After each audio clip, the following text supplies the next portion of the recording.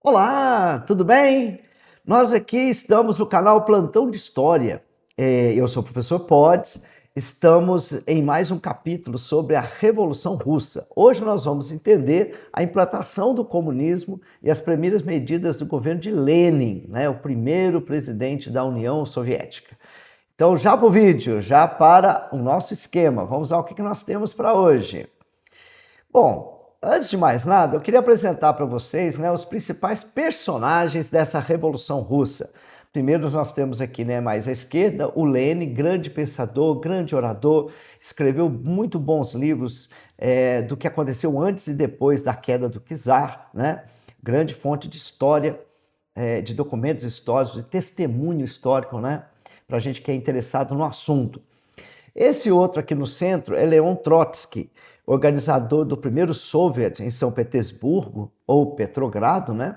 Como depende da época que a gente está falando da Revolução. Também grande pensador, escreveu bastante livros, né? Grande panfletista, grande orador. E o da direita, você está vendo aqui, é o Stalin. O Stalin vai suceder a Lenin depois que Lenin morre, né? Em 1924. E acabaram brigando esses dois aqui, ó. Depois da morte de Lenin, Trotsky e Stalin, eles entram em conflito, entram em desacordo. Trotsky acaba sendo exilado e acaba sendo morto no México em 1940, tá? A mando de Stalin. Mas isso é uma outra história, tá bom? Gostaria de apresentá-los para vocês se familiarizarem, tá, com eles. Lembrar vocês que em vestibulares, Enem, concursos públicos que a gente enfrenta por aí, né, meninos? A gente tem sempre caricaturas, imagens, e é bom a gente estar familiarizado com esses personagens, tá ok? Mas vamos lá. O Lenin, quando assumiu, ele implementa, então, o regime comunista na Rússia. Vamos lembrar, gente, que ao se opor ao governo menchevique, ele tinha um lema, né, chamado as Teses de Abril, que era pão, paz, terra e liberdade. E ele vai colocar isso em prática assim que ele assume, tá? Primeira medida que ele toma, aliás, né, vamos ser mais claros aqui, né? Essas medidas não têm uma ordem, né? Eles vão sendo tomadas conforme o regime vai sendo implementado. Aqui não tem uma ordem cronológica. Mas uma das coisas que ele faz é estatizar ou nacionalizar indústrias, grandes propriedades rurais, minas, comércio exterior, sistema financeiro, hidrelétricas, ferrovias, que estavam na mão de estrangeiros. Vamos lembrar que a Rússia, muito atrasada economicamente, dependia desses investimentos, que vinham principalmente de ingleses e franceses. Essa aí, gente, é uma parceria que corresponde à participação da Rússia na Tríplice Entente, né, junto com esses dois outros países. Então já havia uma afinidade entre eles economicamente, nesses investimentos, mas assim que Lenin toma o poder, ele nacionaliza esses investimentos, tá ok? Uma outra coisa que ele faz é gestão operária nas indústrias. O que significa isso, né? As indústrias russas, gente, as poucas que haviam, não eram muito numerosas, né? O parque russo é bem pequeno. As poucas que haviam eram, lógico, a gente chama de burgueses, mas na verdade eram funcionários públicos, né? A burguesia russa era muito acanhada, muito tímida, e ela acaba sendo tomada por Lenin e entregue para os operários. De agora em diante, os operários acabam se autogovernando, né, dentro das indústrias. Eles dividem os salários, dividem os lucros, né, e fazem essa gestão da própria fábrica, ok? Uma coisa impactante, essa que talvez é a mais impactante, é a reforma agrária. Ele toma as terras dos boiardos, é como se chama a nobreza russa, e entrega para os camponeses, tá? Os camponeses, aí vai variar muito, alguns vão dividir em lotes menores, outros vão fazer fazendas coletivas, né? Fazendas cooperativas, né? Varia muito, mas a verdade é que ele extingue, vamos dizer assim, com a reforma agrária, a aristocracia rural na Rússia, e retira também os títulos de nobreza, tá ok? Como você está vendo logo aqui embaixo. Uma outra coisa que ele faz é a separação entre Estado e Igreja. Oh, gente, isso aqui causou bastante problema para Lenin e houve um entendimento também e associou-se sempre governos comunistas a ateísmo. Vamos lembrar, gente, que isso já tinha acontecido na Revolução Francesa, né? A Revolução Francesa, aliás, é uma irmã aqui da Revolução Comunista na Rússia. Há muitas questões de vestibular, questões de concurso público, né, que fazem o paralelo entre a Revolução Francesa de cunho liberal e a Revolução Russa de cunho comunista, né? E tanto um como o outro há a laicização do Estado. Esse é um ponto de encontro, tá ok? Você deve lembrar que, no caso da França, isso só foi resolvido na época de Napoleão, quando ele faz um novo acordo, né, uma concordata com a Igreja Católica. Aqui isso não vai acontecer. O Estado e a Igreja na Rússia vão se separar, ok? Uma outra coisa, gente, é em relação à liberdade, né? Se ele deu pão para os operários, se deu terra para os camponeses, né? Se ele faz isso tudo para as classes mais pobres, né, da Rússia. Uma coisa que ele faz também, gente, é a questão da liberdade, né, que fazia parte das teses de Abril, dos lemas lá das suas palestras e comícios que ele fazia. Aqui, gente, a liberdade, ela vai estar em torno de liberdade de expressão, imprensa e greve, né, que agora é total na Rússia, mas ele também vai dar liberdade, gente, para aquelas minorias étnicas que foram, durante séculos, oprimidas pelos regimes czaristas, tá? Pelos czares, né, russos. Principalmente em torno de judeus, mas também países bálticos, Bielorrússia, Ucrânia, povos curdos, né, tiveram igualdade e soberania dentro da Rússia. Alguns desses povos, gente, vão conseguir ter uma autonomia de fato, formar estados, né? Só que mais tarde isso vai ficar nebuloso com a formação da União Soviética. Muitos deles vão ser trazidos de volta para dentro da União Soviética, ok? A gente vê isso depois. É um assunto para um próximo vídeo. Bom, mas aquilo que todo mundo esperava vai acontecer. Eles tomam o governo em outubro de 1917. Em março de 1918, Lenin vai assinar em separado com a Alemanha um tratado de retirada do país da guerra. Vocês sabem, se vocês já viram os vídeos do canal sobre a Primeira Guerra Mundial, vocês sabem que isso foi determinante para terminar a Primeira Guerra Mundial. Vocês viram também nesse vídeo anterior que é uma das consequências da Primeira Guerra Mundial a saída da Rússia e a implementação do comunismo nesse país. Então está muito ligado nesse momento com a Primeira Guerra Mundial. De novo, meninos, alerto para vocês para estudarem essa conexão que há entre a Primeira Guerra Mundial e a Revolução Russa, tá bom? Mas aqui, gente, isso aqui não vai ficar barato para a Rússia, não. Franceses e ingleses que faziam parte, né, junto com este país, da Tríplice Entente, se sentiram traídos. Isso vai ter consequências mais tarde, como a gente vai ver. Tá bom, gente? Então, a Rússia se organiza, sai da guerra. Mas, como a gente vem falando, assim que a Primeira Guerra vai terminando e vai se definindo, vocês devem lembrar que russos, franceses e ingleses, fazendo parte da Tríplice Entente, tinha como principal objetivo derrotar a Alemanha. A gente sabe o que aconteceu com a Alemanha depois da Primeira Guerra Mundial. Ela foi vista como a culpada da guerra e foi imposta para ela um tratado que para muita gente, né, foi muito injusto, que foi o Tratado de Versalhes. Então, franceses e ingleses, vamos dizer por outras palavras, né, deram um jeito de punir a Alemanha depois da guerra, né, terminar. E agora eles se voltam com um país que é visto por eles como traidor, que é a Rússia. E aí, gente, vão juntar essas forças externas com todos aqueles segmentos que foram prejudicados com a ascensão dos bolcheviques ao poder, tá? Então houve a formação de dois exércitos dentro da Rússia e é deflagrada a Guerra Civil em 1918. Formou-se, por um lado, o Exército Vermelho, que na verdade vinha da Guarda Vermelha, bolchevique, né? E o Exército Branco. Então, o Exército Vermelho é liderado por Trotsky, aquele que a gente viu um pouquinho atrás, né? No qual ele lidera os bolcheviques com apoio de camponeses e operários. Do lado de cá, gente, tem um exército branco. Você vai ver alguns nomes, tá? Que a gente não vê muito citados em vestibulares, mas estão aqui, né?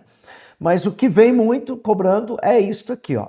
A gente tem os exércitos das potências capitalistas, né? Ingleses e franceses, e todos aqueles que foram prejudicados pelas medidas bolcheviques. Cossacos, né? Que eram prestigiosa guarda, né, dos czares, né? Os boiados, que são os nobres que perderam tudo que tinham, né, o prestígio, perderam os títulos de nobreza e perderam as terras, né, para as medidas tomadas pelos bolcheviques. Industriais, que perderam a gestão das fábricas, né, e oficinas, né, que são os burgueses. Esses todos insatisfeitos acabam formando um exército, uma coalizão, para derrubar esse governo. Então, eles são antirrevolucionários, reacionários, né? Tem vários nomes aqui que ao longo da história eles foram ganhando, né? Bom, gente, o que acontece? O Exército Vermelho vai ganhar a guerra, né? Eles vão vencer a guerra, embora os analistas daquele momento, né, jornalistas, correspondentes políticos, apontavam que o Exército Vermelho não ia durar muito tempo. Como é que eles conseguiram vencer, né? Com parcos recursos, um país atrasado, sendo invadido por forças muito maiores, forças internas e externas, né? Bom, gente, o que explica isso é isso aqui, ó. É um outro conceito, gente, que vocês devem prestar atenção, tá? Tentar guardar, que é o comunismo de guerra. Gente, isso aqui foi muito pesado para a população civil na Rússia, tá? Para derrotar a contra-revolução e salvar o regime comunista, eles tomaram medidas muito duras, tá? Passaram a controlar a produção, o consumo, obrigaram a população a se alistar. Agora, principalmente, gente, foi isso aqui, ó: confisco de colheitas, carvão, armamentos, gado, cobertores, madeira, ferro, o que você imaginar, tá? Eles chegavam nas fazendas, nas cidades, entravam nas casas e, em nome da revolução, tomavam tudo, tá? Levaram tudo. Então foi muito difícil para a população. A guerra foi vencida, mas depois da guerra havia uma desconfiança muito grande, todo aquele entusiasmo, né, de ter derrubado o czar, de ter saído da guerra, né, aquele alívio, né, que foi a assinatura do Tratado de Brest-Litovsk, que finalmente, né, traz a paz para a Rússia depois de anos. Vai tudo por água abaixo, né? O moral, a apatia eram latentes, gente, em todos os lugares, né? Isso é muito testemunhado pelos jornais, por diários que a gente tem acesso hoje, né? Então a gente via que a Rússia estava bem mal, né? A gente pensar no lugar de camponeses, né? A gente tem o czar, nós somos explorados. Vem os mencheviques, nós somos explorados. Vem os bolcheviques, nós somos explorados. Então, eles viram que, na verdade, a vida deles não tinha mudado nada. Lenin, então, gente, tem uma tacada de mestre, tá? Ele elabora a NEP. A NEP, gente, é uma abreviatura, né, de Nova Política Econômica em russo. Eu não sei falar russo, eu não vou me arriscar aqui, né, do nome desse anagrama aqui. Agora, o que tem na NEP? É um programa que tem por objetivo a recuperação econômica, né? Retomada da produção, retomada do trabalho, que estava, né, meio apático depois da guerra. Para isso, gente, ele toma medidas capitalistas, tá? Provisórias, é lógico, né? Mas são medidas capitalistas. Ele abre o consumo, abre os mercados, incentiva a produção, dá subsídios para a produção, principalmente no campo. O campo precisa retomar o seu crescimento, precisa retomar os investimentos, os trabalhadores precisam voltar para as terras, né, para produzir comida, gente, para abastecer as cidades, né? Então ele estimula o comércio, as feiras, pequenos bancos, tá? Mas apesar disso, tem que deixar claro, o governo, o Estado, ainda mantém o controle pesado sobre o setor financeiro, matéria-prima, as minas, vamos dizer assim, a economia de grande porte, né? Estradas de ferro, isso ainda tem uma mão pesada do Estado. O Estado está controlando isso. mas o comércio, o abastecimento das cidades, a agricultura, isso foi liberado para iniciativa privada.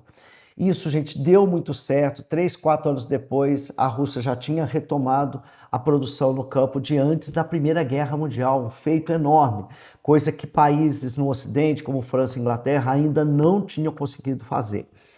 Com o sucesso da NEP, nós temos uma estrutura política sendo fundada, né?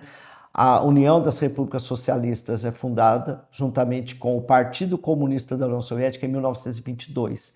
Essa aqui, gente, é a estrutura que vai durar até 1990, né, na Rússia, ok? Então, gente, o governo Lenin acaba sendo de grande sucesso. Mas, como vocês estão vendo aqui, ó, 1922, o governo de Lenin vai até 1924. Ele tem complicações respiratórias e acaba falecendo em 1924. Há uma luta política entre esses dois parceiros de Lenin, né, na construção do regime comunista na Rússia. O Lenin, como vocês viram, ele tinha implementado medidas capitalistas, no qual Trotsky e Stalin discordavam, né, mas que acabavam tendo medidas a longo prazo muito diferentes, levaram os dois a brigarem. Trotsky acabou sendo expulso do país, Stalin assume em 1927 oficialmente o governo da Rússia. Mas isso é um assunto para um próximo vídeo, a gente tratar do governo de Stalin, que é muito diferente do Lenin, tá? O Stalin, para vocês, né, pensarem, ele tem as estátuas depois do regime ter sido derrubado na Rússia, né, depois que tem a abertura, o fim do comunismo, as estátuas de Stalin são todas derrubadas, né, na Rússia, enquanto de Lenin você tem o mausoléu que é visitado até hoje, tem um fogo eterno lá, né, é um lugar visitado por todo mundo que se interessa por história mundial. Aqui, gente, a gente tem que deixar só um adendo, né? Por mais que a gente condene o comunismo pelas suas atrocidades pelo mundo afora, o que continua acontecendo nos estados que esse regime está implementado, principalmente em relação aos direitos humanos, direito da mulher, que é muito complicado ainda nesses países, né? Mesmo a Rússia hoje, né, enfrenta acusações de barbarismo, né, em relação aos direitos humanos. Nós não podemos esquecer, gente, que o comunismo ele foi uma resposta a uma crise do capitalismo, né, que foi a Primeira Guerra Mundial, e a gente não pode deixar de entender que o capitalismo também ele vai ter que se virar e vai também se desenvolver do jeito que se desenvolveu no século XIX, né, chegar aos estágios que tem hoje, graças a um oponente, né, porque até então o capitalismo não tinha um oponente. Então a gente tem que pensar que tanto a nível de instituições, a nível de funcionamento e a nível de pensamento, liberais e capitalistas tiveram que enfrentar um oponente. E isso explica, inclusive, o estágio que está hoje, né? Então a gente não pode perder isso de vista também, né? Agora, gente, ficamos por aqui, até já, até o próximo vídeo. Até mais.